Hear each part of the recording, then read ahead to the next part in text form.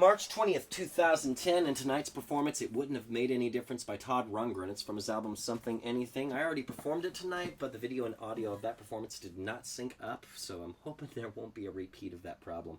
And I'll talk more after the performance.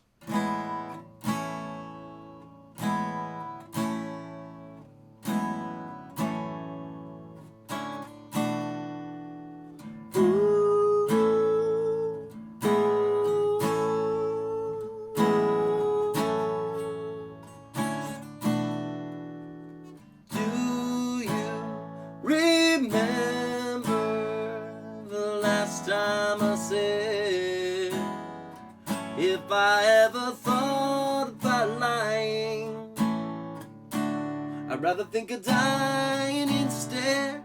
And maybe you remember the last time you called me to say we were through, how it took a million tears just to prove they all were for you.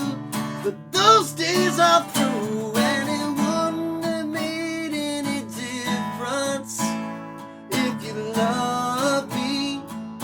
How could you love me when it wouldn't really make any difference?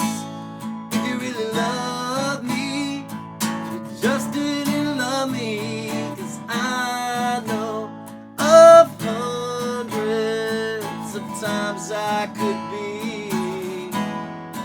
in the most unfaithful arms that you always picture me. And maybe you remember that though I can't always show proof I was true, no one else could change my mind, stop me coming home to you. But those days are through, and it wouldn't have made any difference if you loved me. How could you love me when it wouldn't really make any difference? If you really loved me, you just didn't love me enough to believe me, enough not to leave me, enough not to look for a reason to be unhappy with me, make me regret ever wanting you. But those days are through, and it wouldn't have made any difference if you loved me. But how could you love me when it wouldn't really make any difference? If you really love me, you just didn't love me, and it wouldn't really make any difference. If you really love me, but how could you love me when it wouldn't really make any difference? If you really love me, you just didn't love me, girl.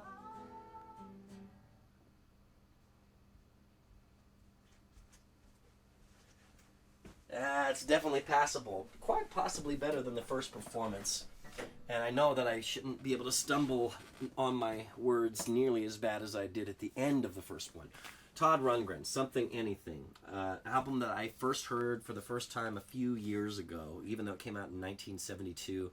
And boy, what an impact it made on me, realizing that here it was in 1972, and Todd was doing something that may be a little more common these days with equipment being what it is. You can have a lot of people that do.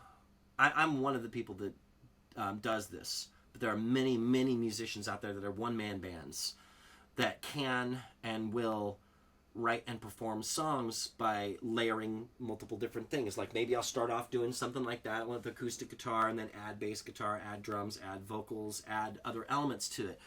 Back in 1972, this was not quite as common of a practice. If nothing else, just people didn't have access to studios where they could do that. This is considered by many to be one of the greatest albums that's ever been created, but more importantly, in 1972, 3 out of the 4 sides, it's all him. The first 3 sides of this. And it's ridiculous, like what's in there. You would expect like bass, electric guitar, acoustic guitar, vocals, and everything. There's horn sections, what sounds like choirs of vocalists. He's a production wizard. I mean, few would ever doubt that about Todd Rundgren. He's just a badass where that's concerned. But the fourth side, he actually does have a band with them, and they kept in some of the studio banter. It's really fun to listen to some of that.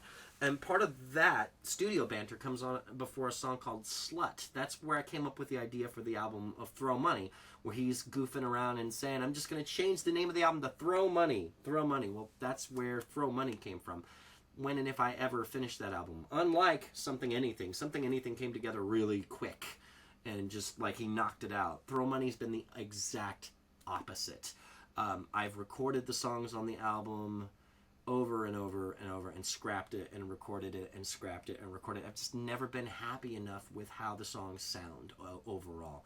You know, my friend Ken has done the drums now for most of the songs, if not all of the songs.